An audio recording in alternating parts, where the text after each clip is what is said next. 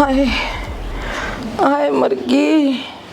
हाय नाच जागा दोनों सासू बुआ का भाई रो रांडा ने पीट दी मैं अकेली देख के। हाय तोड़ दी मेरी कड़। हाय लाला की बहू से के करा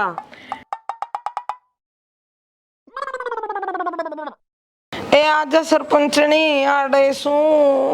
आए सटानी आ बेबे न्यू की बड़ पड़ी है तू ताब बुखार तनास है।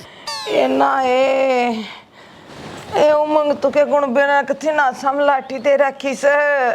मंगतू के कुण बेने के बात तन्ने भी मंगतू का भूत दिखे है के भूत ये मन ने क्यों दिख जाए रो यहाँ का भूत। मैं क्या उनका चढ़ावा खा रही हूँ वो तो सारा एक बाप पागल सकती।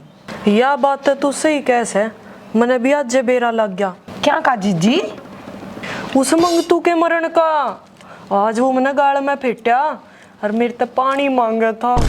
मंगतू की आत्मा घनी दुख पा रही है जीजी। ए मैं तो घर में अकेली रहूं सू लाला जी तात ध्यान बाहर रहा वैसे तू मन ने क्यों डरावस है। ए बेबे मैं भी न्यू डर गई थी जब मन ने बेरा लग गया और मन ने क्यों दिखा था मन ने कौन सा जाए रोए का कनागत काटना है।